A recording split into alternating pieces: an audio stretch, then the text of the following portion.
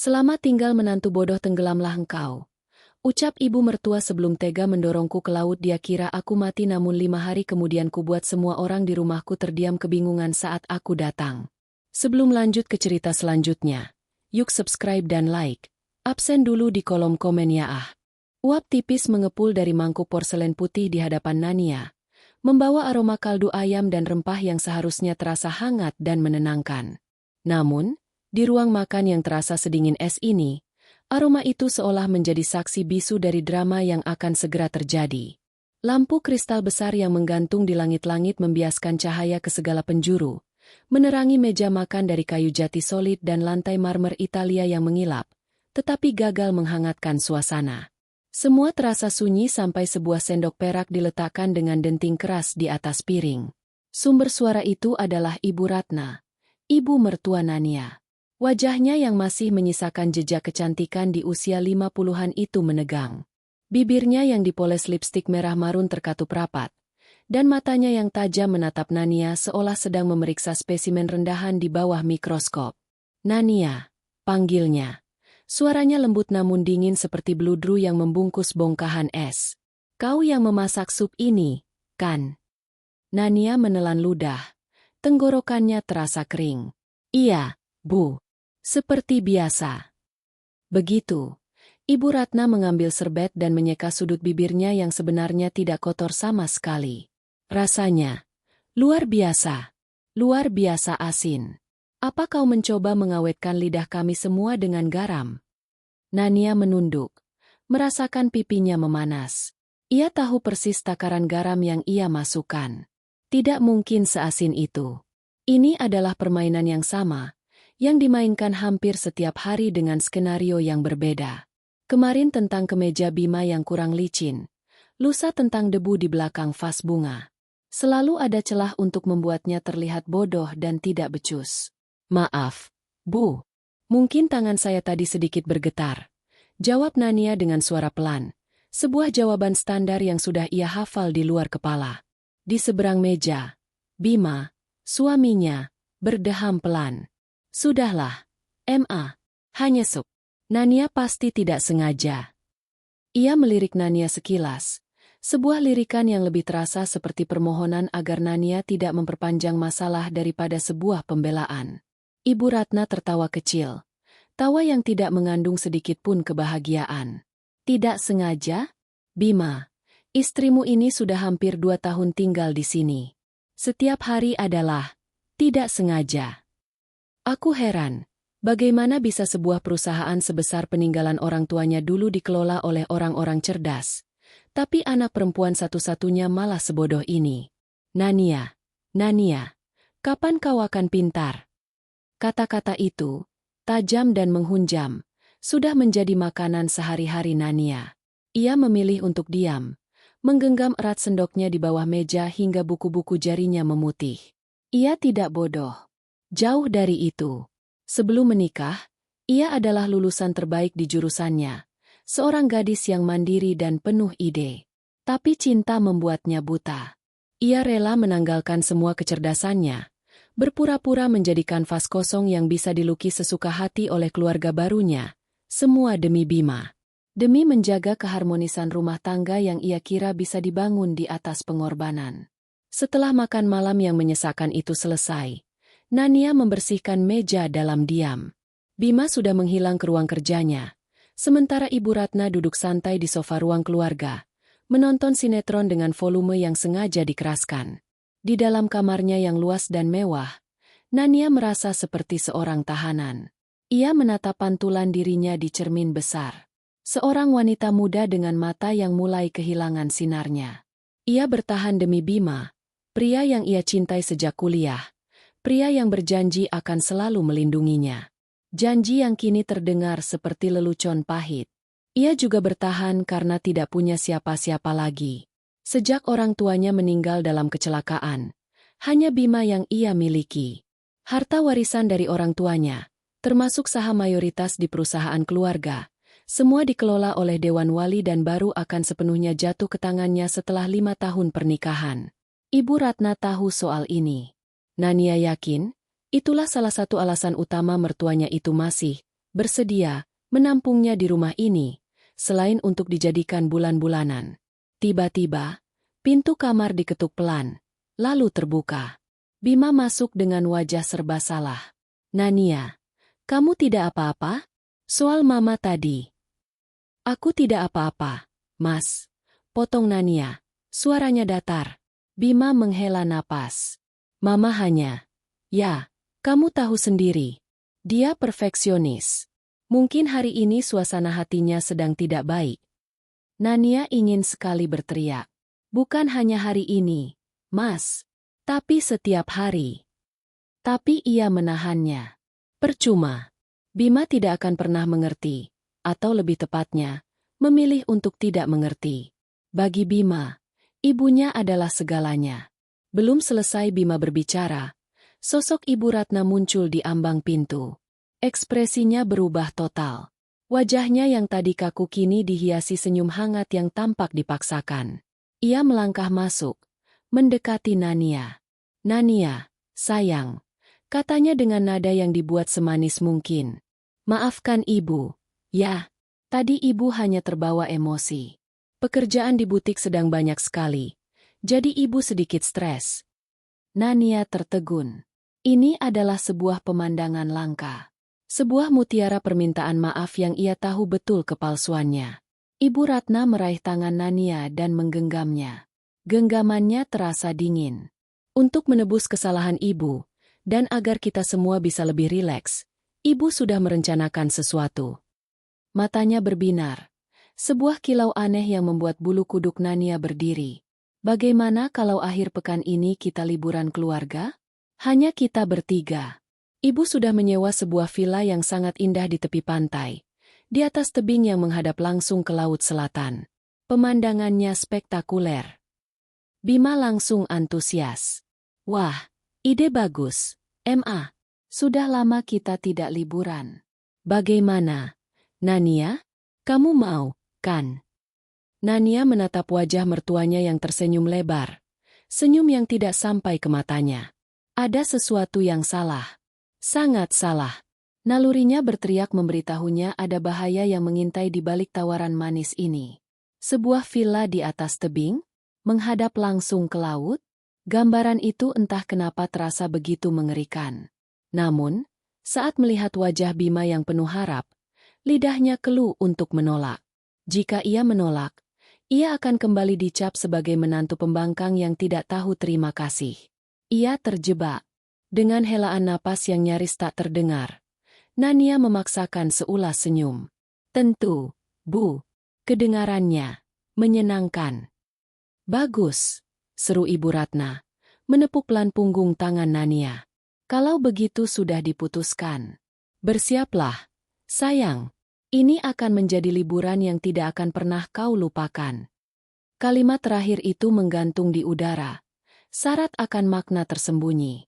Saat Ibu Ratna dan Bima keluar dari kamar, Nania masih berdiri mematung. Perasaannya semakin tidak enak. Di balik tawaran liburan yang tampak seperti oase di tengah gurun pasir kehidupannya, ia merasa sedang digiring menuju sebuah jurang yang dalam dan gelap. Liburan yang tidak akan pernah ia lupakan. Entah kenapa, ia merasa kalimat itu adalah sebuah ancaman. Perjalanan menuju villa di tepi laut itu terasa seperti sebuah mimpi demam yang aneh. Nania duduk di kursi belakang sedan mewah berwarna hitam yang melaju mulus membelah jalanan tol. Di depan, Bima duduk di samping kemudi. Sesekali tertawa mendengar celotehan ibunya yang hari itu terdengar luar biasa ceria. Ibu Ratna menyetir dengan satu tangan di kemudi. Tangan lainnya menunjuk-nunjuk pemandangan sawah dan perbukitan hijau yang mereka lewati, sambil bercerita tentang masa kecil Bima dengan antusiasme yang terasa janggal. Radio mobil memutar lagu-lagu pop lawas yang riang. Namun bagi Nania, musik itu terdengar sumbang, seperti melodi yang mengiringi sebuah parade menuju tiang gantungan. Nania merasa terasing, terkurung dalam gelembung kacanya sendiri di kursi belakang. Ia mencoba tersenyum setiap kali Bima menoleh ke belakang untuk memastikan ia menikmati perjalanan. Tetapi senyumnya terasa kaku dan berat, seperti topeng timah. Ada firasat buruk yang merayap di sepanjang tulang punggungnya, dingin dan persisten.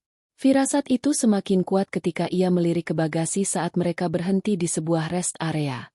Koper Bima dan Ibu Ratna berukuran besar, cukup untuk perjalanan seminggu. Sementara tasnya, sebuah tas jinjing kecil yang biasa ia gunakan untuk perjalanan satu malam, terlihat menyedihkan di sampingnya. Ia ingat betul, tadi pagi Ibu Ratna bersikeras membantunya berkemas dengan alasan agar Nania tidak membawa barang yang tidak perlu. Kenapa hanya sedikit sekali pakaian yang disiapkan untuknya? Mas. Nania mencoba memanggil suaminya ketika mereka kembali melanjutkan perjalanan. Suaranya sedikit bergetar. Setelah liburan ini, aku ingin bicara serius denganmu. Soal SSST. Jangan bicara yang berat-berat, sayang. Potong Ibu Ratna dengan cepat. Matanya melirik Nania tajam lewat kaca spion sebelum kembali tersenyum lebar.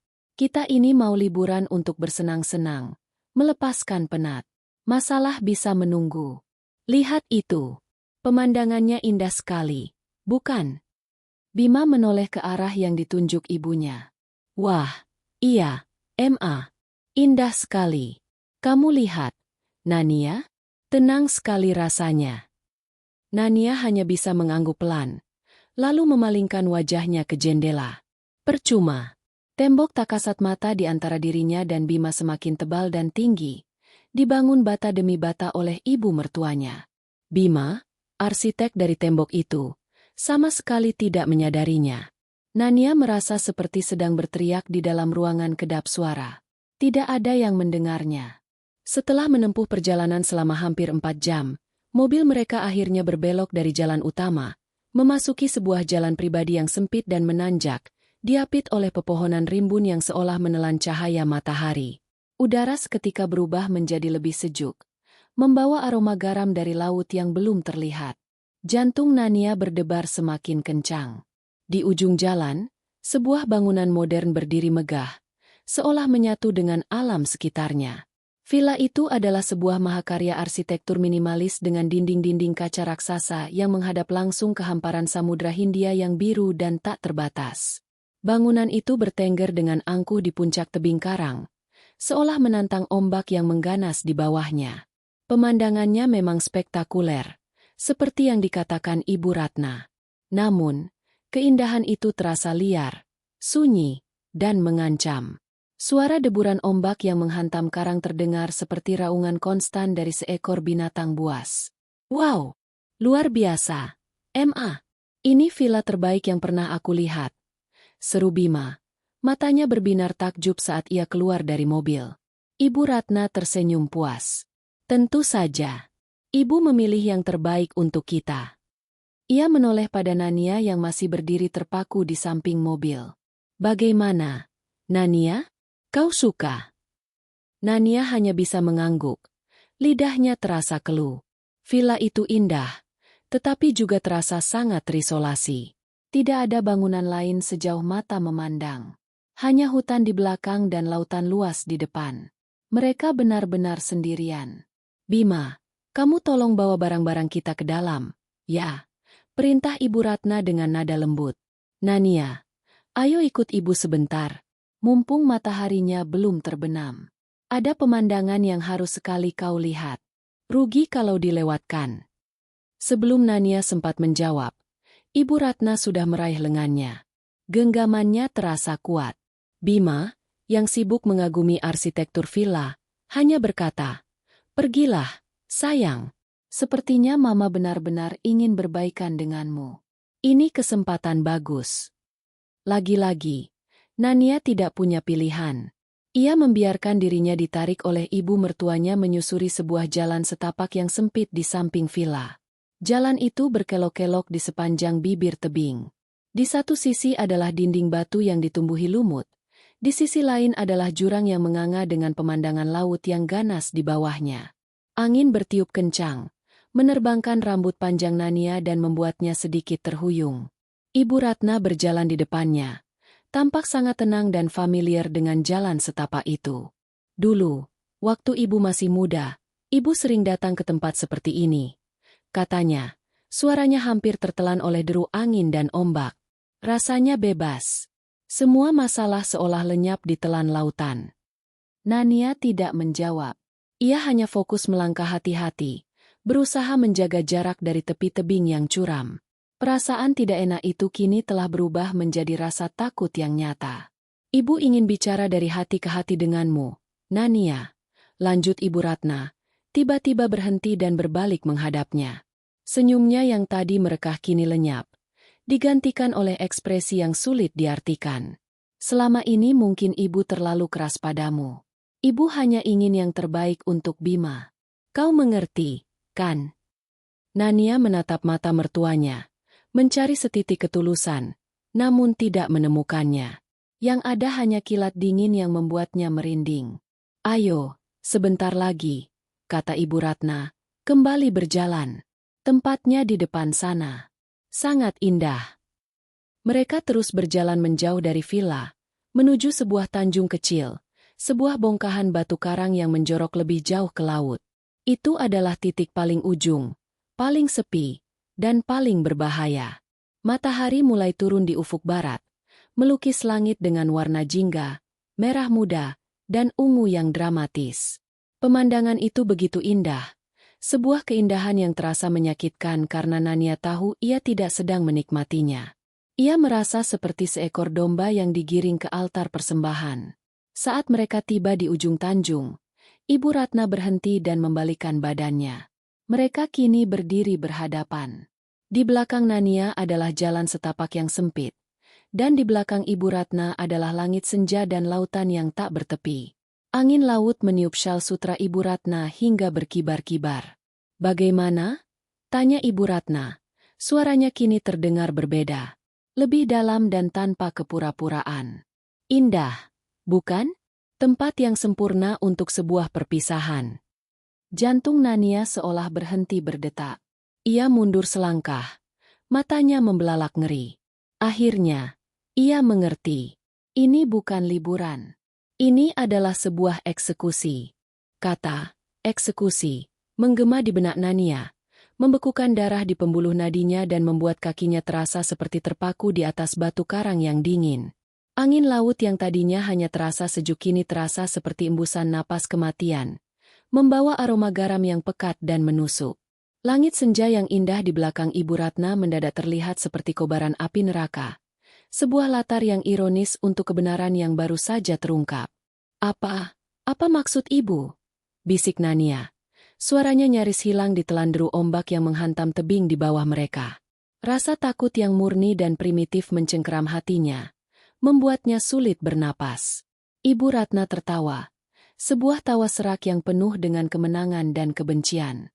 Semua topeng kebaikan, semua senyum palsu, semua kepura-puraan yang ia tampilkan selama ini luruh, menampakkan wajah aslinya yang bengis dan kejam. Matanya yang tajam menyipit, memancarkan kepuasan melihat teror di wajah Nania. Kau benar-benar bodoh, ya? Cibirnya, melangkah maju selangkah, memaksa Nania untuk mundur selangkah lebih dekat ke tepi jurang. Kau pikir aku akan sudi memiliki menantu sepertimu selamanya? Menantu kampungan yang tidak punya sopan santun, tidak selevel dengan keluarga kami, dan hanya bisa menjadi aib berjalan. Kau pikir aku tidak tahu kau hanya mengincar harta Bima? Itu tidak benar, seru Nania. Sedikit kekuatan muncul dari rasa putus asanya. Aku mencintai Mas Bima dengan tulus. Aku tidak pernah peduli dengan hartanya. Cinta. Ibu Ratna mendengus, seolah kata itu adalah lelucon paling menjijikan yang pernah ia dengar. Cintamu itu tidak ada harganya. Nania, Bima itu anakku satu-satunya, pewaris segalanya. Dia pantas mendapatkan yang terbaik. Wanita cerdas, cantik, dari keluarga terpandang yang bisa mengangkat derajat kami lebih tinggi. Bukan wanita sepertimu, yang hanya menjadi benalu. Setiap kata yang keluar dari bibir mertuanya terasa seperti sabetan cambuk. Sakit, perih, dan meninggalkan luka yang tak terlihat.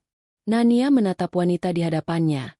Wanita yang selama 2 tahun ini ia layani dan hormati, dan ia hanya melihat monster. Kenapa, Bu? Kenapa harus sejauh ini? Tanya Nania lirih. Air mata mulai menggenang di pelupuk matanya. Ia melirik ke belakang, ke arah jalan setapak yang kini terasa begitu jauh. Tidak ada jalan untuk lari.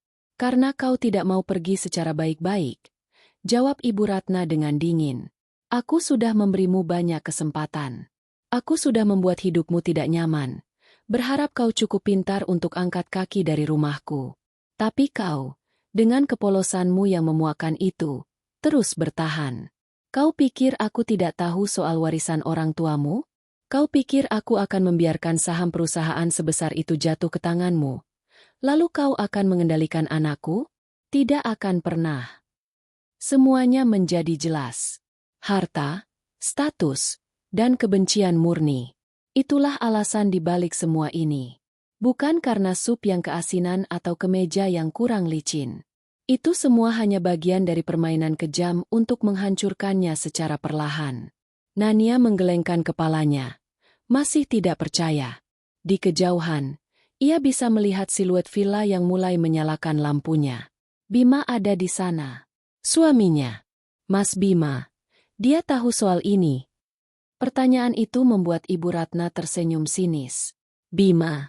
Anakku yang malang itu tidak akan pernah tahu. Dia terlalu mencintaimu. Dengan cara bodohnya sendiri.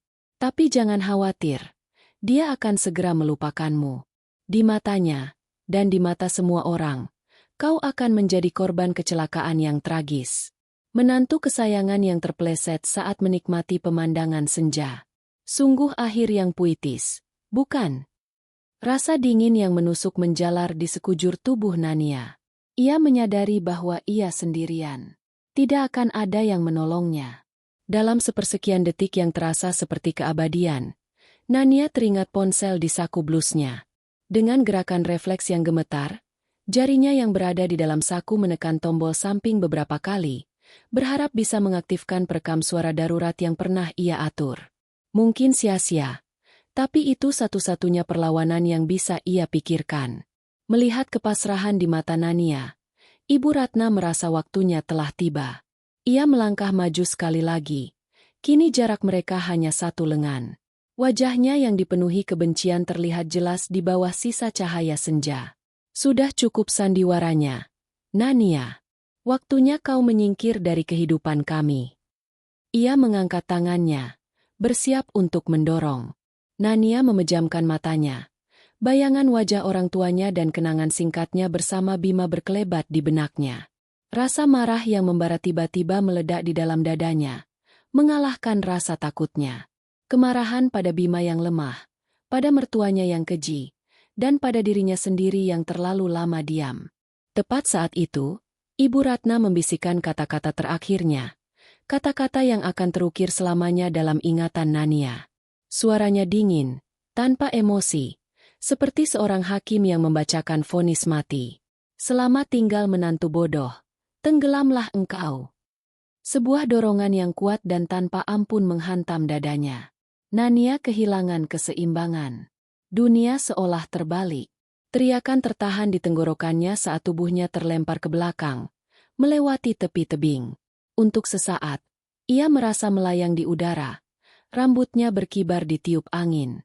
Di bawahnya, batu-batu karang yang tajam dan ombak yang berbusa tampak menyeringai, siap menyambutnya. Pemandangan terakhir yang ia lihat adalah siluet Ibu Ratna yang berdiri tegak di tepi tebing, menatapnya jatuh dengan ekspresi puas. Bruk! Tubuhnya menghantam permukaan air dengan keras. Rasanya seperti menabrak dinding beton. Rasa sakit yang luar biasa menjalari seluruh tubuhnya. Air laut yang dingin dan asin langsung menyerbu masuk ke hidung dan mulutnya, membuatnya tersedak. Ia mencoba berteriak, tetapi yang keluar hanyalah gelembung udara. Kepanikan mengambil alih saat arus yang kuat menariknya ke bawah, mengaduk-aduk tubuhnya seperti boneka kain.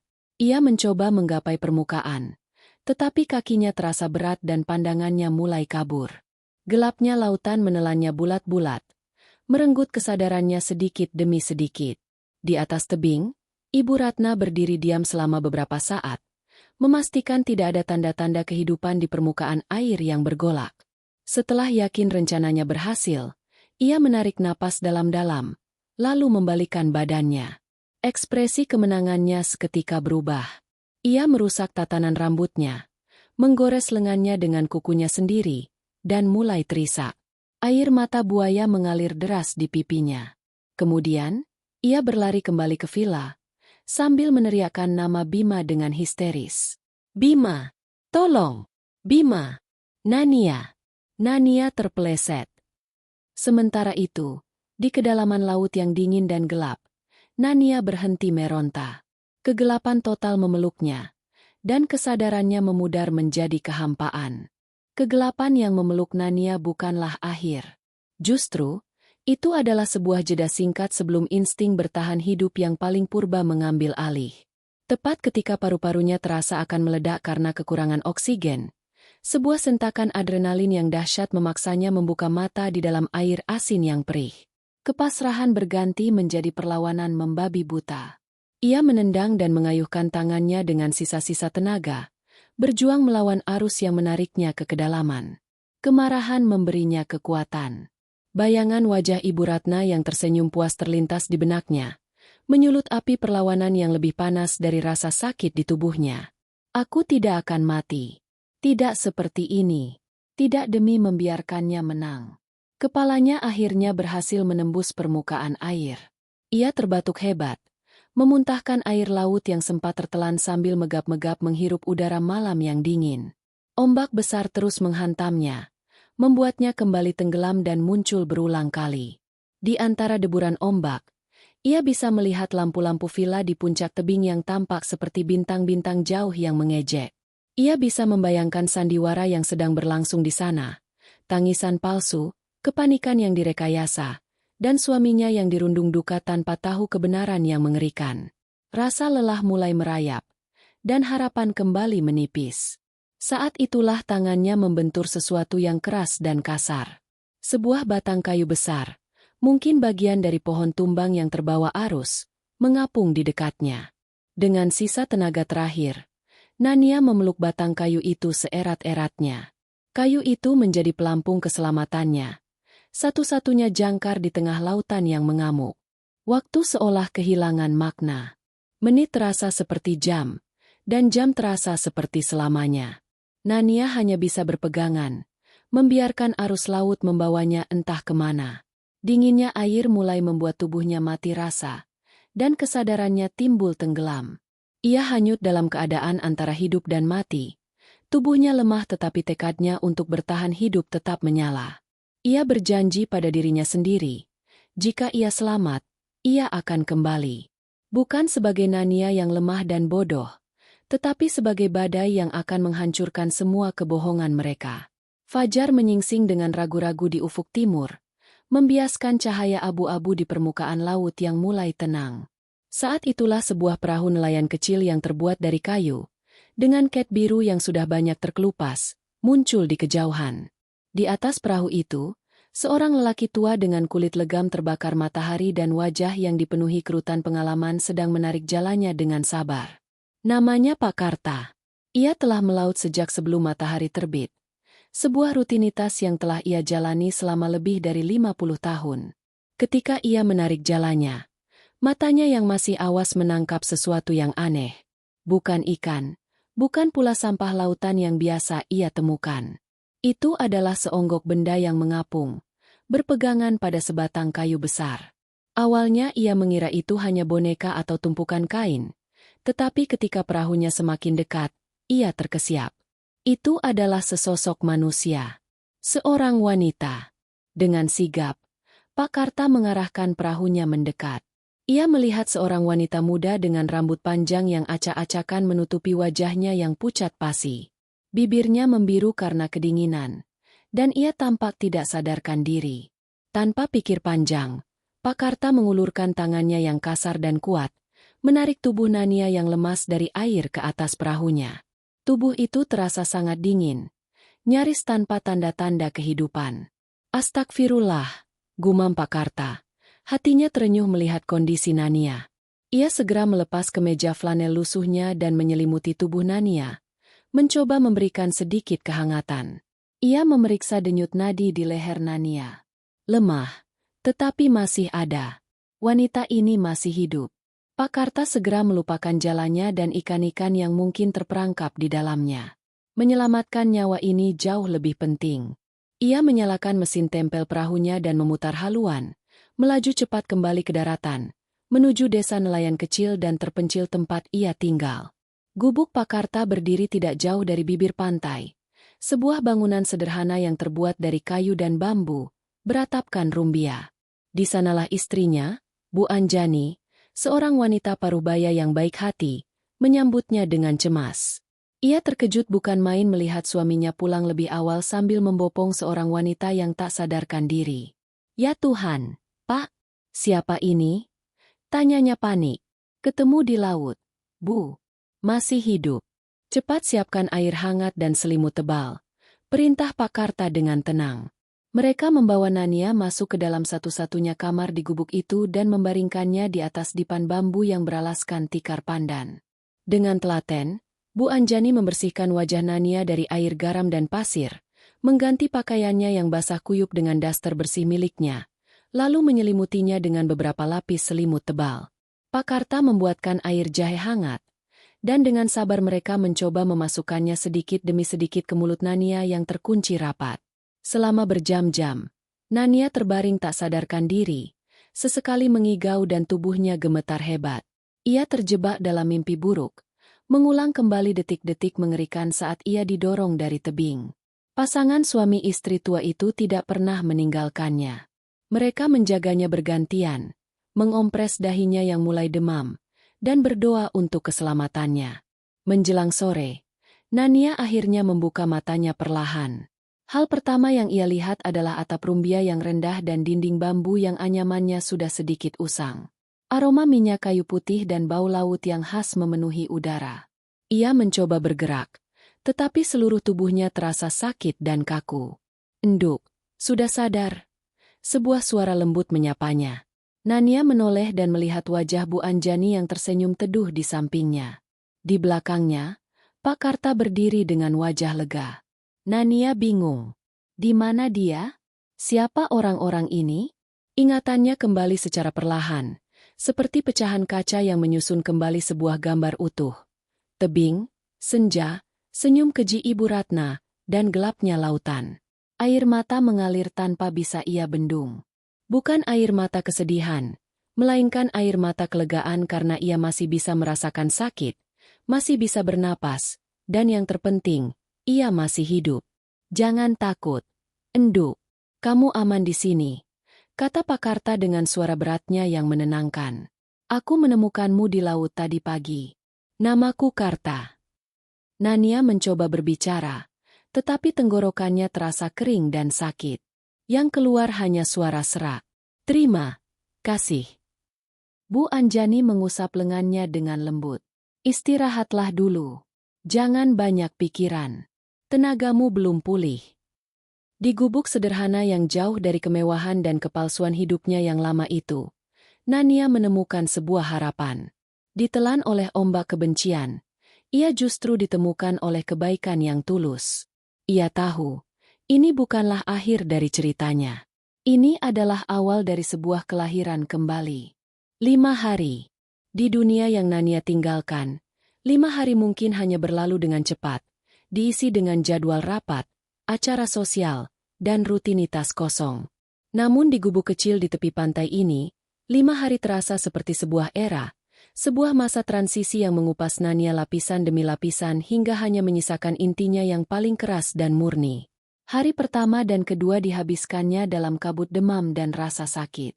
Setiap tulang di tubuhnya terasa remuk, dan setiap napas terasa seperti menelan serpihan kaca. Bayangan saat ia didorong dari tebing terus berputar di benaknya seperti film rusak, membuatnya sering terbangun dengan teriakan tertahan. Namun, di tengah penderitaan itu, ada kelembutan yang selalu hadir.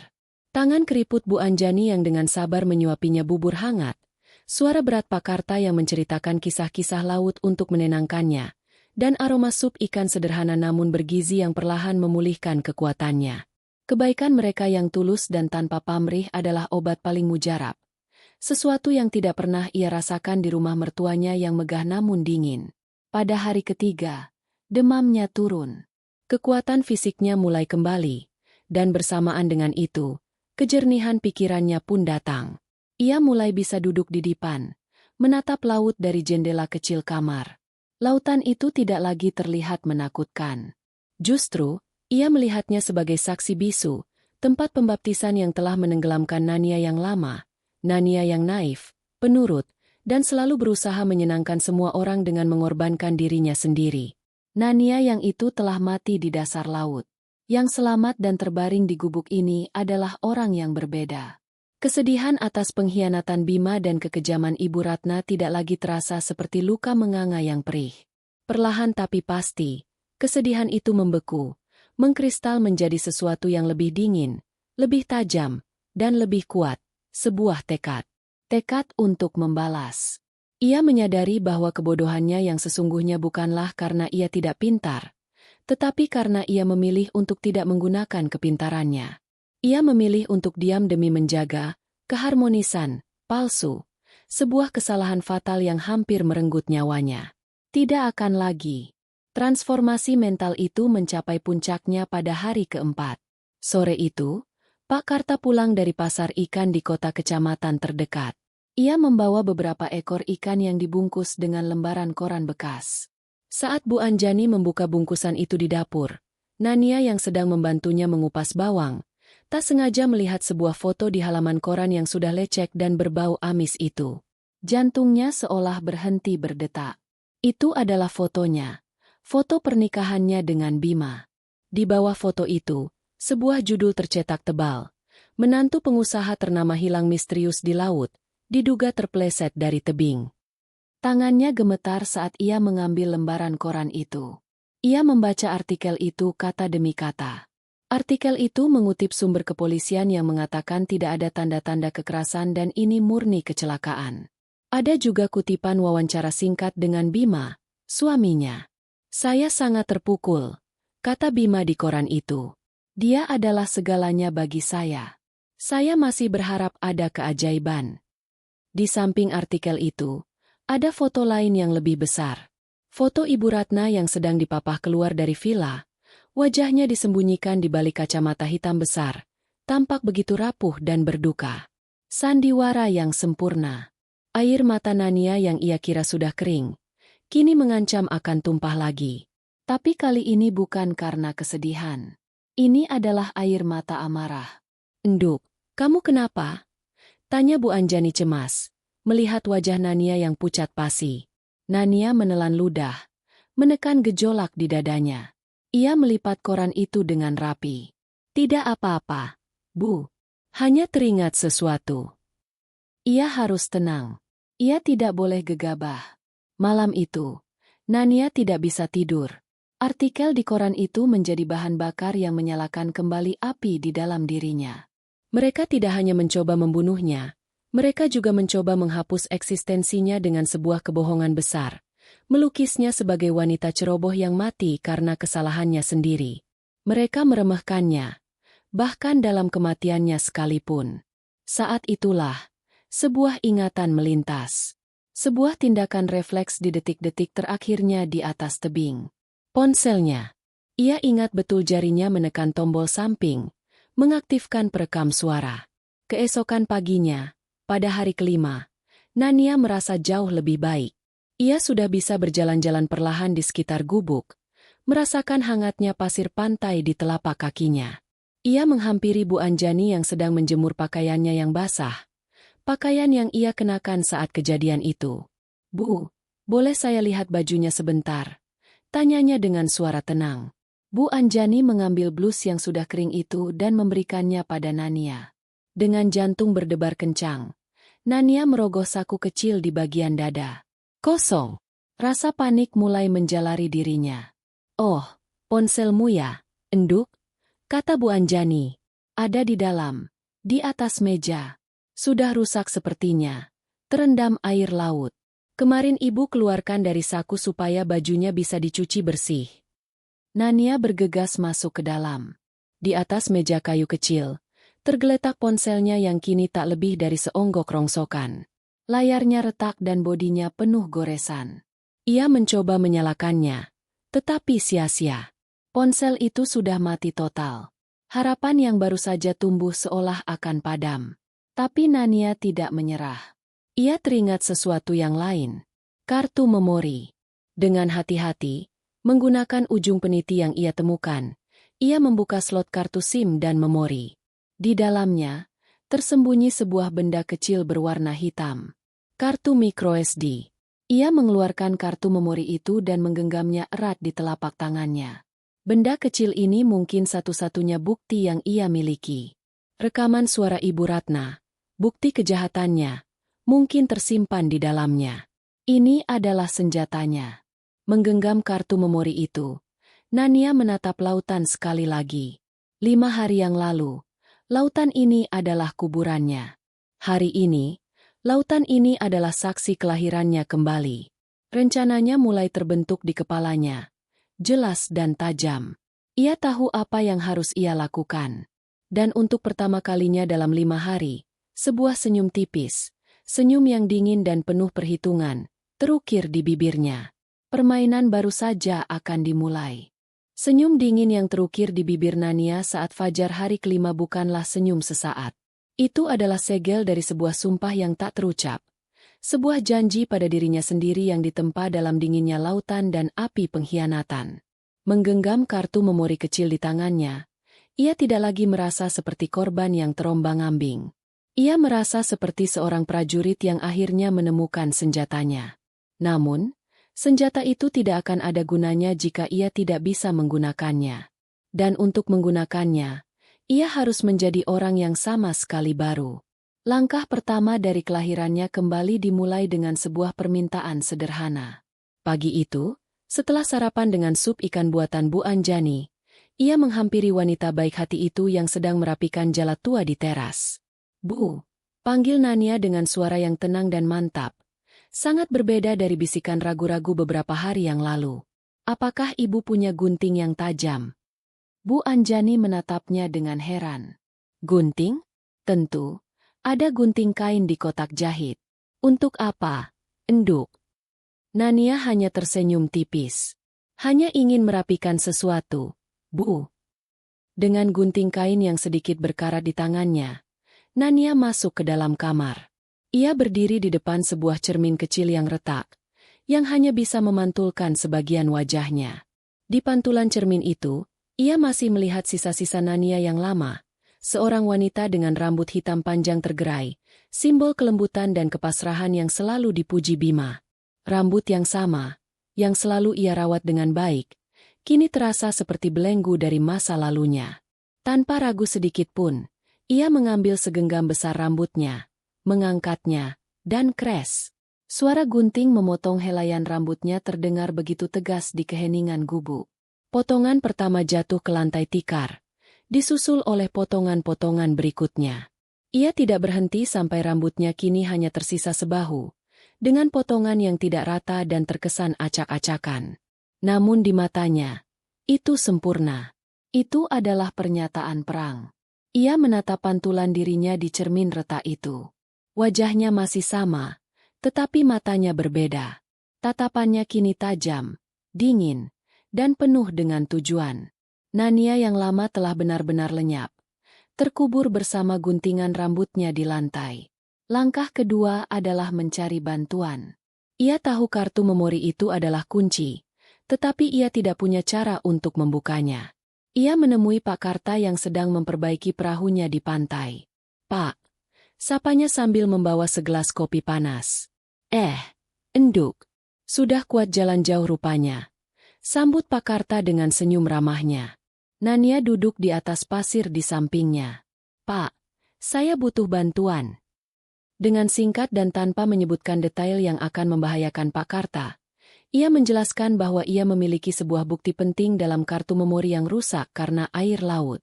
Bukti yang bisa mengungkap kejahatan orang-orang yang telah mencelakainya. Pak Karta berhenti dari pekerjaannya. Ia menatap Nania lekat-lekat. Ia tidak bertanya siapa orang-orang itu atau kejahatan apa yang mereka lakukan. Ia melihat tekad di mata Nania, dan itu sudah cukup baginya. "Di kota kecamatan, ada kenalanku. Namanya Rizky. Anak muda yang pintar sekali soal barang-barang elektronik begini. Dia punya kios kecil di pasar. Mungkin dia bisa bantu," kata Pak Karta setelah berpikir sejenak. Harapan Nania membuncah. Kapan kita bisa ke sana, Pak? Besok pagi-pagi sekali. Kita naik perahuku saja. Lebih cepat sampai daripada lewat jalan darat. Putus Pak Karta. Malam itu, Nania menyerahkan beberapa lembar uang yang selalu ia simpan di saku rahasia di pakaiannya kepada Bu Anjani untuk membeli pakaian baru di pasar besok. Ia butuh penyamaran. Keesokan harinya, sebelum matahari terbit sepenuhnya, Nania sudah siap. Ia mengenakan celana kain longgar, kaos oblong sederhana, dan sebuah topi nelayan yang ia pinjam dari Pak Karta, yang cukup besar untuk menyembunyikan sebagian besar wajahnya. Penampilannya kini tak ubahnya seperti gadis desa biasa. Jauh dari citra menantu keluarga terpandang yang glamor. Perjalanan dengan perahu menyusuri pantai terasa berbeda. Jika beberapa hari lalu ia terombang-ambing tak berdaya, kini ia duduk tegak, merasakan embusan angin laut di wajahnya sebagai tanda kebebasan. Setibanya di pasar kota kecamatan yang ramai, Nania menjaga kepalanya tetap menunduk. Jantungnya sedikit berdebar cemas membayangkan jika ada yang mengenalinya. Kios Rizky ternyata hanyalah sebuah lapak sempit yang penuh dengan tumpukan ponsel bekas, kabel-kabel, dan peralatan servis elektronik. Rizky sendiri adalah seorang pemuda kurus berkacamata, yang tampak terkejut melihat pamannya, Pak Karta, datang bersama seorang wanita asing. "Paman? Ada apa?" Pak Karta langsung menjelaskan maksud kedatangan mereka. Rizky mengambil kartu memori kecil itu dari tangan Nania, memeriksanya dengan teliti di bawah lampu mejanya. "Kena air laut, ya? Ini sulit," gumamnya. "Korosinya bisa merusak sirkuit internalnya. Tapi saya coba." Waktu terasa berjalan begitu lambat. Jantung Nania berdebar kencang setiap kali Rizky menghela napas atau menggelengkan kepalanya. Pemuda itu bekerja dengan sangat teliti, membersihkan lempengan tembaga di kartu memori dengan cairan khusus, lalu memasangnya ke sebuah alat pembaca kartu yang terhubung ke laptop tuanya. "Tidak terdeteksi," kata Rizky. Nania merasa perutnya melilit. "Coba lagi, Kaye. Ini penting sekali," pinta Pak Karta. Rizky tidak menyerah. Ia mencoba beberapa trik lain, membongkar alat pembaca kartunya, dan menyambungkan beberapa kabel secara langsung. Nania menahan napas. Setelah hampir setengah jam yang terasa seperti selamanya, sebuah ikon folder akhirnya muncul di layar laptop. "Dapat," seru Rizky pelan. Nania dan Pak Karta serentak mencondongkan tubuh ke depan. Rizky membuka folder itu. Ada beberapa file foto dan video, tetapi ada satu file yang menarik perhatian. Sebuah file audio dengan nama acak yang tanggal pembuatannya cocok dengan hari kejadian. "Bisa diputar?" tanya Nania. Suaranya bergetar. Rizky mengangguk. Ia mencolokkan sebuah earphone murah ke laptopnya dan menyerahkan sebelah ke Nania. "Hanya ada satu, jadi gantian saja dengar dengan paman." Nania memasang earphone itu ke telinganya. Rizky menekan tombol putar. Awalnya hanya terdengar suara gemerisik angin dan deburan ombak.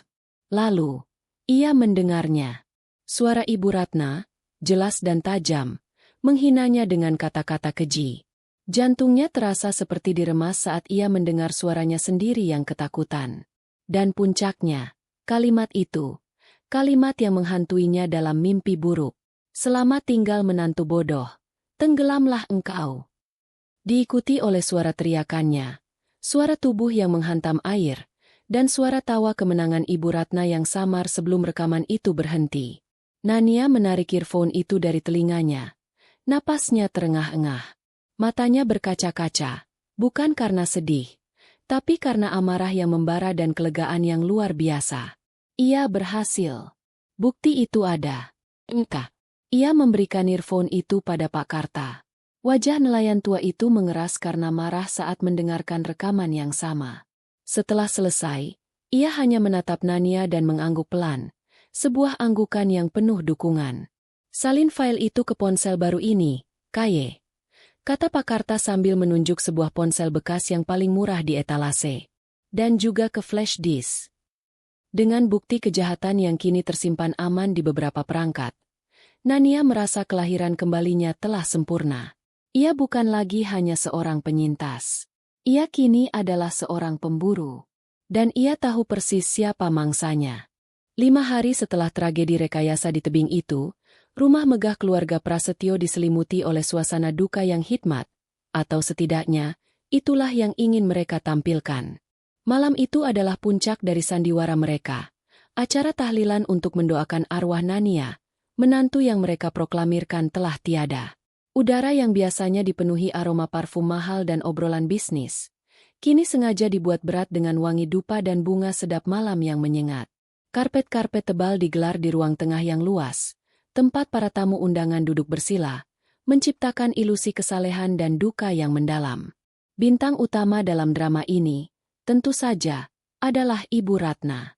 Ia adalah perwujudan sempurna dari seorang ibu mertua yang patah hati. Mengenakan gamis berwarna hitam pekat dan kerudung yang membingkai wajahnya, ia duduk di barisan paling depan, dekat dengan ustadz yang akan memimpin doa. Setiap gerak-geriknya telah diperhitungkan dengan cermat. Matanya sengaja dibuat sembab. Sesekali ia akan menyeka sudut matanya dengan sapu tangan sutra, seolah air matanya tak terbendung lagi. Saat para tamu, yang sebagian besar adalah kolega bisnis dan sosialita kelas atas, datang menyalaminya, ia akan menyambut mereka dengan suara yang bergetar menahan tangis. Terima kasih sudah datang. Mohon doanya untuk Nania, menantuku tersayang. Bisiknya lirih kepada setiap tamu, memainkan perannya tanpa celah. Para tamu membalas dengan tatapan iba dan ucapan belasungkawa, tidak menyadari bahwa di balik topeng kesedihan itu, hati Ibu Ratna sedang berpesta pora. Setiap tatapan kasihan yang ia terima terasa seperti sebuah piala kemenangan. Rencananya berjalan lebih mulus dari yang ia bayangkan. Tidak ada kecurigaan, tidak ada pertanyaan. Semua orang menelan kebohongannya mentah-mentah. Ia telah berhasil menyingkirkan benalu dalam keluarganya dan kini selangkah lebih dekat untuk menguasai segalanya. Para tamu itu sendiri adalah aktor dalam pertunjukan yang sama. Mereka datang dengan mobil-mobil mewah, mengenakan pakaian terbaik mereka, lebih untuk menjaga citra dan hubungan bisnis daripada benar-benar berduka. Di sela-sela lantunan ayat suci, bisik-bisik terdengar. Kasihan sekali ya, Bu Ratna, baru saja mau bahagia dengan menantunya. Atau, saya dengar menantunya itu agak ceroboh, benar tidak? Mereka membicarakan Nania seolah ia hanyalah sebuah topik gosip, sebuah catatan kaki dalam kisah keluarga terpandang itu. Di tengah kerumunan itu, duduk dengan bahu terkulai, adalah Bima. Berbeda dengan ibunya, duka Bima terasa nyata. Wajahnya pucat, tatapannya kosong, dan ia tampak lebih kurus hanya dalam 5 hari. Ia benar-benar kehilangan Nania. Ia merindukan senyum lembut istrinya, masakannya yang sederhana namun selalu terasa hangat, dan kehadirannya yang menenangkan di sisinya. Namun, dukanya tidak murni. Di lapisan terdalam hatinya, ada sesuatu yang mengganjal, sebuah keraguan kecil yang terus-menerus ia coba tepis. Ia teringat kembali hari-hari sebelum liburan itu. Ia ingat bagaimana ibunya tiba-tiba menjadi sangat baik pada Nania.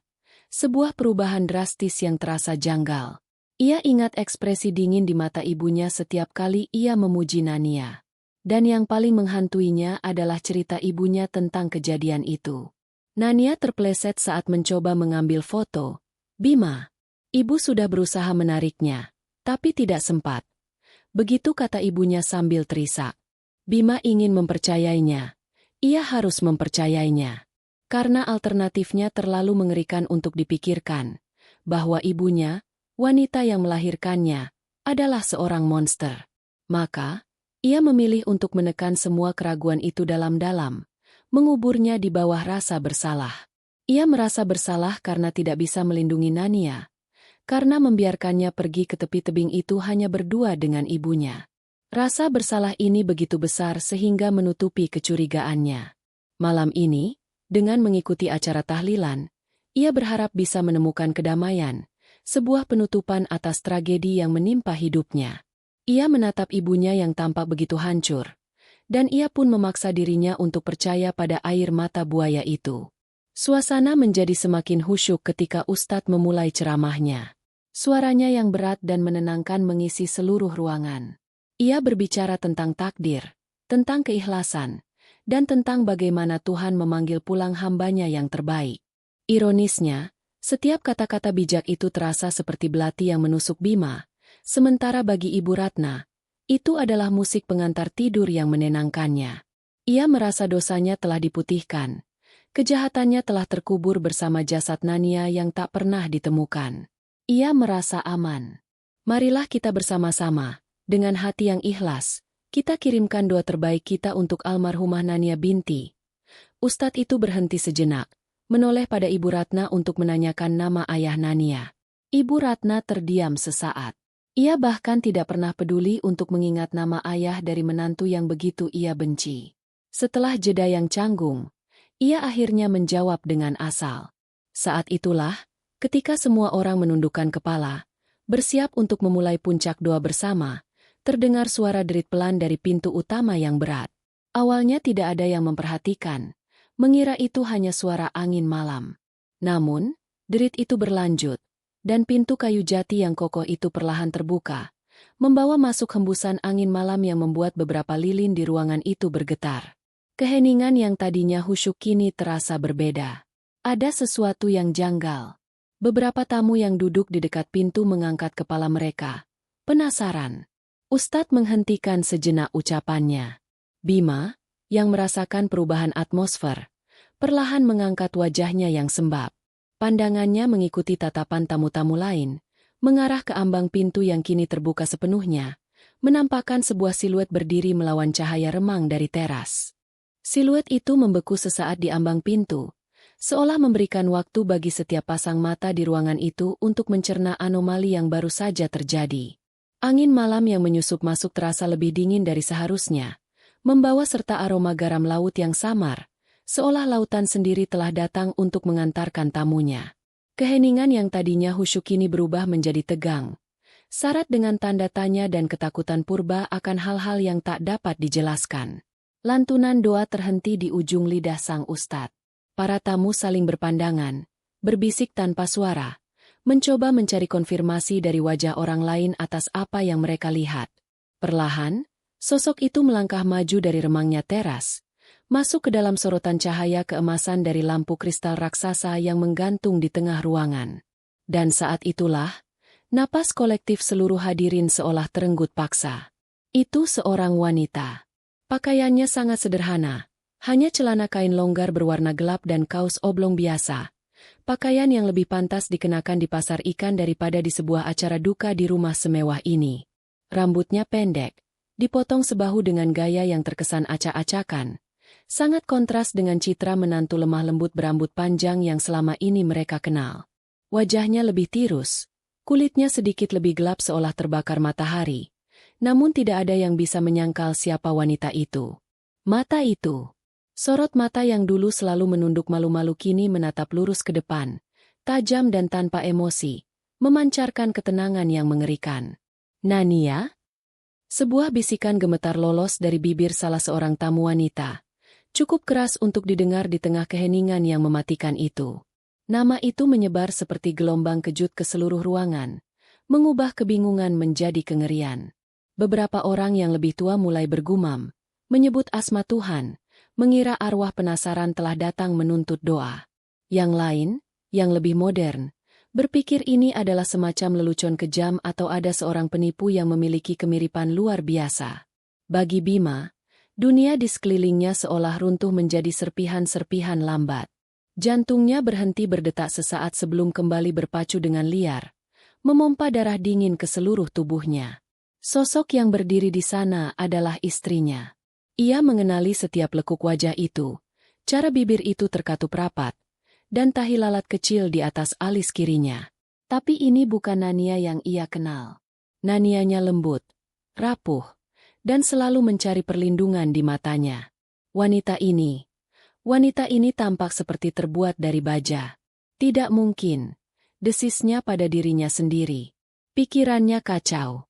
Apakah ini halusinasi akibat rasa bersalah? Apakah ia sudah gila karena duka? Ia mencengkeram lengannya sendiri, merasakan sakit yang nyata. Namun sosok itu tidak juga menghilang.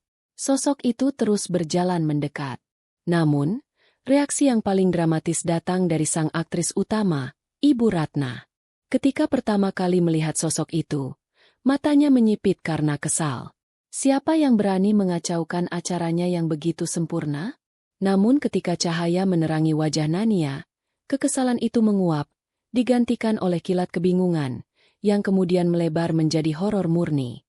Topeng kesedihan di wajahnya retak seketika. Warna menghilang dari pipinya yang dipoles riasan, meninggalkannya pucat pasi seperti mayat.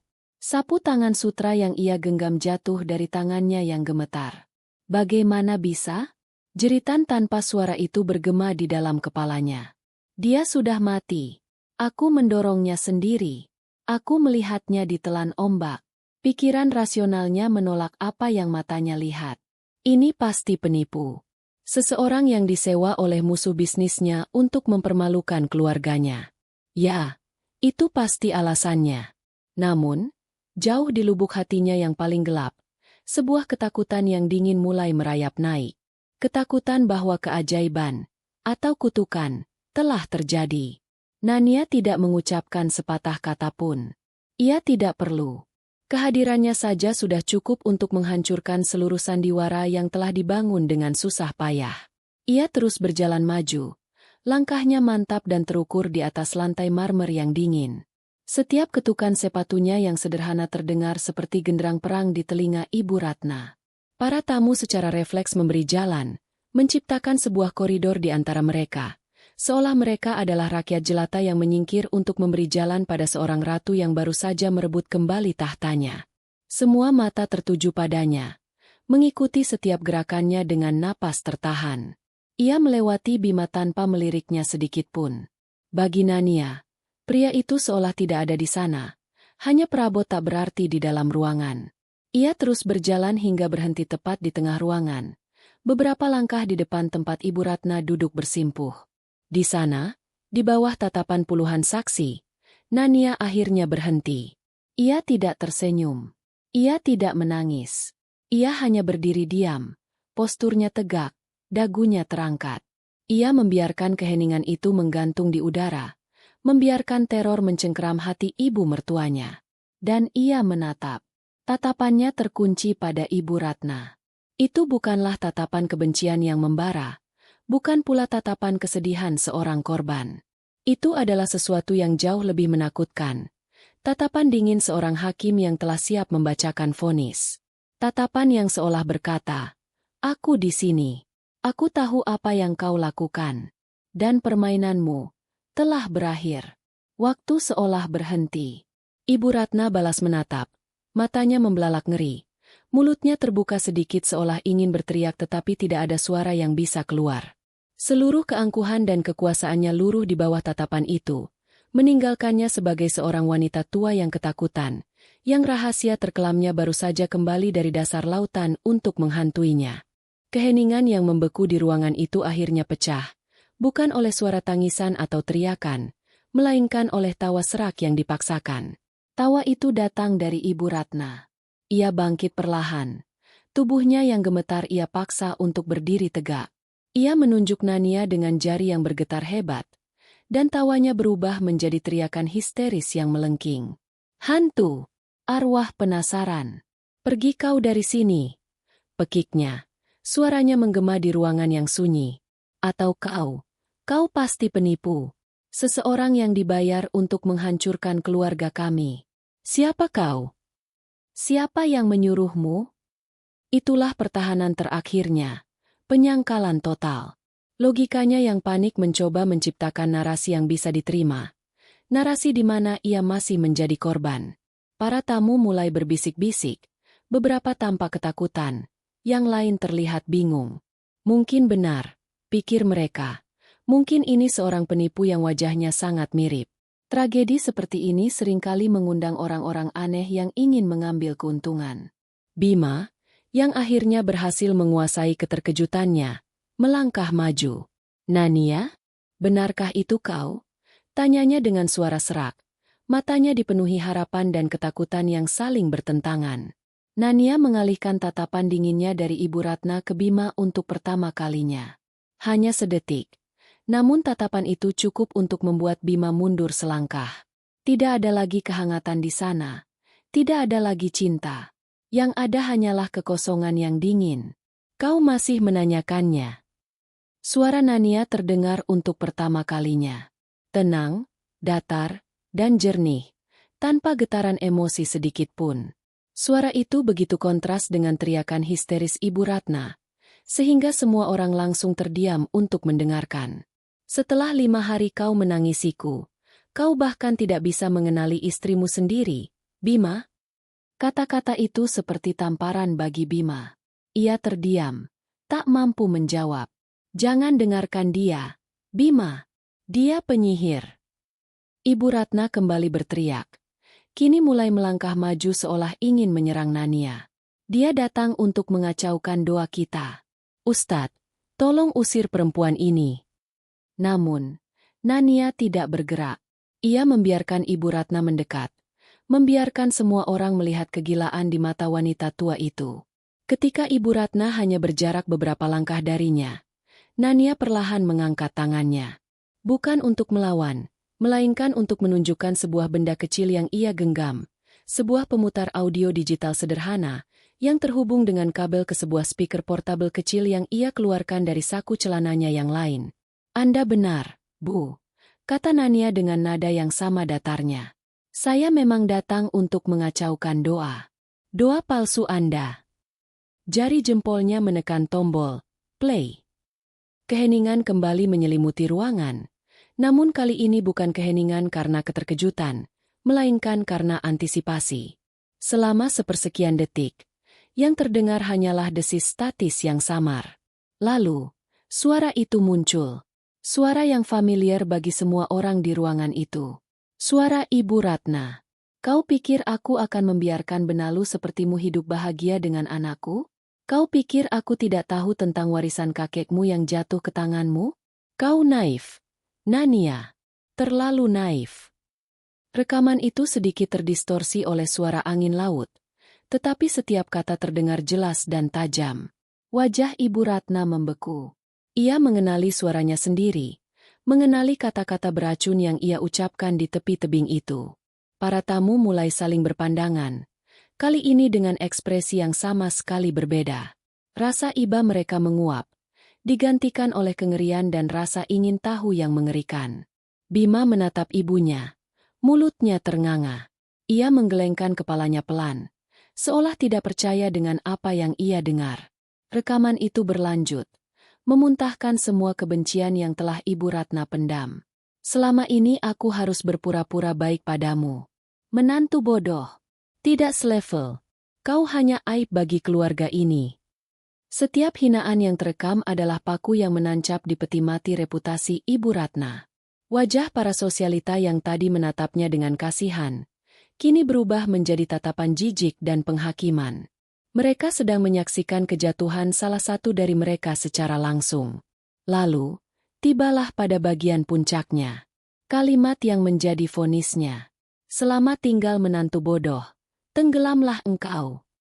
Setelah kalimat itu, rekaman menangkap suara teriakan Nania yang melengking, suara tubuh yang terdorong, deburan ombak yang keras, dan akhirnya, hanya suara angin yang menderu-deru sebelum rekaman itu berhenti. Dunia seolah berhenti berputar. Speaker kecil itu telah selesai berbicara, tetapi gema dari kata-kata terakhir itu terus berputar-putar di benak setiap orang. Bukti itu tak terbantahkan. Kebenaran itu telanjang bulat di tengah-tengah mereka. Bima jatuh terduduk di lantai. Tubuhnya lemas seolah semua tulangnya telah dicabut. Air mata mengalir deras di pipinya. Bukan lagi air mata duka untuk istrinya yang hilang, melainkan air mata kengerian atas kejahatan ibunya sendiri. Semua keraguan yang ia kubur dalam-dalam kini meledak menjadi kepastian yang menghancurkan. Ibunya adalah seorang monster. Ibu Ratna berdiri mematung. Warna benar-benar telah terkuras dari wajahnya, membuatnya tampak seperti patung lilin yang mengerikan. Matanya yang membelalak menatap kosong ke arah speaker kecil di tangan Nania, seolah itu adalah seekor ular berbisa yang baru saja mematuknya. Penyangkalannya hancur berkeping-keping. Tidak ada lagi jalan keluar. Tidak ada lagi kebohongan yang bisa ia ciptakan. Tidak, bisiknya lirih. Suaranya nyaris tak terdengar. Itu tidak benar. Itu rekayasa. Namun, tidak ada seorang pun yang percaya padanya. Para tamu mulai bangkit. Beberapa mundur perlahan menuju pintu, ingin segera melarikan diri dari pemandangan mengerikan itu. Yang lain mengeluarkan ponsel mereka, mungkin untuk menelepon seseorang, atau mungkin untuk merekam drama yang sedang berlangsung. Ustadz yang memimpin doa tampak pucat dan terguncang, bergumam istighfar berulang kali. Nania mematikan pemutar audio itu dan memasukkannya kembali ke dalam sakunya. Misinya telah selesai. Ia tidak perlu berteriak atau menangis. Ia hanya perlu menyajikan kebenaran. Dengan tenang, ia berbalik dan menatap kerumunan tamu. "Sekarang Anda semua tahu mengapa saya kembali," katanya. Suaranya kini sedikit bergetar, bukan karena takut, tetapi karena beban yang akhirnya terangkat dari pundaknya. "Saya kembali bukan sebagai hantu. Saya kembali sebagai saksi atas kejahatan yang telah dilakukan terhadap saya." Ia kemudian menatap Bima yang masih tersungkur di lantai. "Dan kau, suamiku," lanjutnya. Ada nada ironi yang pahit dalam kata, "suamiku." "Kau lebih memilih untuk percaya pada air mata buaya ibumu daripada melindungi istrimu. Kau sama bersalahnya dengan dia." Setelah itu, ia berbalik, tidak lagi peduli pada kekacauan yang telah ia ciptakan. Saat itulah, Ibu Ratna akhirnya tersentak dari kelumpuhannya. Dengan jeritan yang lebih mirip suara binatang terluka daripada manusia, ia menerjang maju, bukan untuk menyerang Nania, tetapi untuk berlutut dan memeluk kaki Nania. "Ampun, Nania. Ampuni Mama," raungnya. Air mata dan ingus membasahi wajahnya yang penuh riasan luntur. "Mama hilaf. Jangan laporkan Mama ke polisi. Tolong, Nania. Demi Bima. Demi keluarga kita." Keangkuhan yang selama ini menjadi zirahnya telah hancur lebur, meninggalkan seorang wanita tua yang putus asa dan menyedihkan. Namun, Nania hanya menatap ke bawah tanpa ekspresi. Lalu dengan dingin ia melepaskan kakinya dari cengkeraman wanita itu. "Keluarga?" tanyanya pelan. "Keluarga yang kau bicarakan sudah kau tenggelamkan di laut, bersamaan dengan saat kau mendorongku." Kata-kata terakhir Nania menggantung di udara yang berat, lebih tajam dari pisau, membelah sisa-sisa kepura-puraan yang masih ada di ruangan itu. Permohonan Ibu Ratna yang histeris terhenti seketika, seolah suaranya tersangkut di tenggorokan. Ia menatap Nania dengan mata kosong, akhirnya mengerti bahwa tidak ada lagi ampunan baginya, tidak di dunia ini. Cengkeramannya pada kaki Nania melemah dan ia terkulai di lantai marmer. Sosok yang hancur dan kalah total. Kekacauan meledak. Para tamu yang tadinya hanya penonton bisu kini berebut menuju pintu keluar. Seolah rumah megah itu tiba-tiba terbakar. Mereka tidak ingin lagi menjadi bagian dari drama keluarga Prasetyo. Ponsel-ponsel menyala. Suara bisikan dan panggilan telepon terdengar di mana-mana. Reputasi yang dibangun Ibu Ratna selama puluhan tahun hancur menjadi debu hanya dalam hitungan menit. Di tengah semua itu, Bima masih terduduk di lantai, menatap kosong ke depan. Dunianya telah runtuh dan ia tidak tahu bagaimana harus memungut kepingannya kembali. Tak lama kemudian, suara sirene yang meraung-raung dari kejauhan membelah malam, semakin lama semakin dekat. Seseorang di antara para tamu rupanya telah bertindak cepat dan menelepon pihak berwenang. Suara sirene itu adalah lonceng kematian bagi Ibu Ratna. Keputusasaan di wajahnya berubah menjadi teror murni.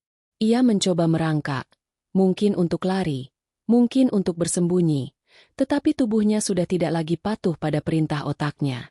Beberapa petugas polisi berseragam masuk dengan sigap, tatapan mereka yang terlatih langsung memindai situasi yang ganjil, sebuah acara tahlilan yang berubah menjadi arena konfrontasi, dengan seorang wanita tua menangis di lantai dan puluhan tamu kelas atas yang panik.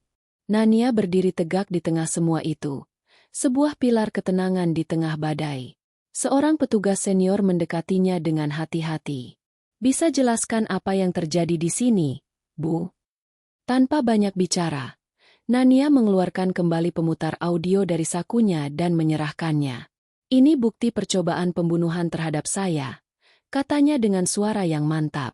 "Pelakunya adalah wanita itu, ibu mertua saya, Ratna Prasetyo." Pernyataan itu begitu lugas dan berani, membuat para petugas tertegun sejenak. Namun, Setelah salah satu dari mereka mendengarkan sekilas isi rekaman itu di sudut ruangan, ekspresi mereka berubah menjadi serius. Dua petugas polisi mendekati Ibu Ratna. Ibu Ratna Prasetyo, Anda kami tahan untuk dimintai keterangan atas tuduhan percobaan pembunuhan, kata salah satu petugas dengan tegas namun sopan. Ratna menjerit, meronta-ronta saat tangannya digenggam. Tidak, saya tidak bersalah. Dia pembohong. Dia penyihir, teriaknya, mengulangi penyangkalannya yang kini terdengar menyedihkan.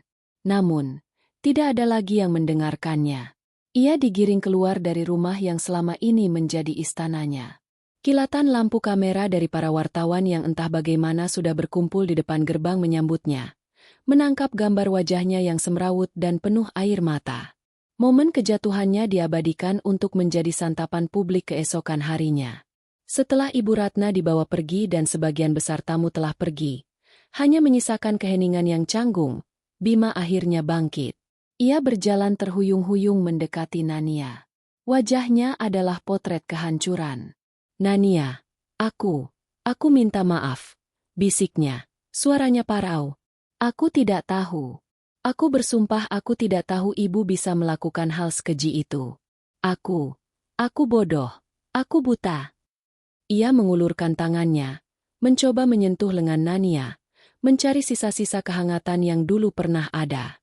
Namun, Nania melangkah mundur, menghindari sentuhannya. Kau benar, Bima. Kau bodoh, jawab Nania. Nadanya bukan marah, melainkan lelah. Tapi kebutaanmu adalah sebuah pilihan. Kau memilih untuk tidak melihat, karena kebenaran terlalu merepotkan bagimu. Kau memilih untuk menjadi anak yang penurut daripada menjadi seorang suami. Aku bisa berubah. Nania, beri aku satu kesempatan lagi. Mohonnya, air mata kembali mengalir di pipinya. Kita bisa mulai dari awal. Jauh dari ibu, jauh dari semua ini. Aku akan melindungimu kali ini. Aku janji. Nania menatapnya lama. Tatapan yang menembus hingga ke dalam jiwa Bima yang rapuh. Ia melihat pria yang pernah ia cintai. Namun kini yang tersisa hanyalah rasa kasihan. Tidak ada lagi, kita, Bima, katanya dengan lembut namun tegas. Janji seorang pria yang tidak punya tulang punggung tidak ada artinya. Kau tidak bisa melindungiku dulu, dan kau tidak akan pernah bisa. Aku sudah belajar untuk melindungi diriku sendiri. Ia berhenti sejenak, mengambil napas dalam-dalam sebelum mengucapkan kata-kata terakhirnya. Aku akan segera mengurus surat cerai kita. Aku tidak mau sepeser pun dari harta kalian. Aku hanya mau kebebasanku. Bima terhuyung mundur seolah Nania baru saja menamparnya. Kata, cerai, adalah vonis akhir baginya. Ia akhirnya mengerti bahwa ia tidak hanya kehilangan seorang istri, ia telah kehilangan satu-satunya orang yang tulus mencintainya. Dan itu semua karena kelemahannya sendiri. Beberapa minggu kemudian, fajar yang baru benar-benar menyingsing untuk Nania. Berita tentang persidangan Ibu Ratna menjadi headline nasional, membongkar citra keluarga terpandang yang ternyata penuh kebusukan. Nania telah memberikan kesaksiannya dengan tenang dan kuat. Lalu ia melangkah pergi dari ruang sidang dan tidak pernah menoleh ke belakang lagi. Proses perceraiannya dengan Bima berjalan cepat. Seperti janjinya, ia tidak mengambil apapun kecuali pakaiannya dan kenangan pahit yang kini menjadi pelajaran berharga. Suatu pagi yang cerah, Nania kembali ke desa nelayan kecil yang pernah menjadi tempat perlindungannya. Ia tidak lagi mengenakan pakaian pinjaman, melainkan pakaian sederhana miliknya sendiri yang ia beli dengan sisa uang tabungannya. Di tangannya, ia membawa tas besar berisi bahan makanan, kain, dan beberapa peralatan memancing baru. Ia menemukan Pak Karta sedang memperbaiki jalannya di depan gubuknya. Pria tua itu tersenyum hangat saat melihatnya. Nak Nania, Bapak kira kau sudah lupa pada orang tua ini. Nania tersenyum tulus. Senyuman pertama yang benar-benar lepas setelah sekian lama. Bagaimana mungkin Nania lupa? Pak? Bapak sudah menyelamatkan hidup Nania. Ia menyerahkan tas yang ia bawa. Ini tidak seberapa, Pak. Hanya ucapan terima kasih dari saya. Mereka mengobrol lama, tentang persidangan, tentang masa depan Nania. Nania bercerita bahwa ia berencana untuk memulai usaha kecil di kota, menggunakan keahliannya dalam kerajinan tangan yang selama ini ia sembunyikan. Untuk pertama kalinya, masa depannya terasa seperti kanvas kosong yang bisa ia lukis sesuka hatinya. Sore harinya, setelah berpamitan dengan Pak Karta, Nania berjalan sendirian ke tepi pantai. Ia berdiri di atas pasir putih, membiarkan angin laut membelai rambut pendeknya. Di hadapannya terbentang lautan biru yang sama, lautan yang pernah mencoba menelannya hidup-hidup. Namun, kini ia tidak lagi merasakan takut. Deburan ombak yang dulu terdengar seperti ancaman, kini terdengar seperti musik yang menenangkan. Lautan itu bukan lagi kuburannya, melainkan rahim tempat ia dilahirkan kembali. Di sanalah menantu bodoh itu mati, dan di sana pula seorang Nania yang baru terlahir, kuat, mandiri, dan bebas. Sambil menatap matahari yang perlahan turun di ufuk barat, mewarnai langit dengan goresan jingga dan emas, Nania menarik napas dalam-dalam, mengisi paru-parunya dengan udara kebebasan. Ia tidak tahu apa yang akan terjadi esok hari, tapi satu hal yang pasti, ia siap menghadapinya. Sendirian. Dan untuk pertama kalinya dalam hidupnya, sendirian terasa begitu damai dan penuh harapan.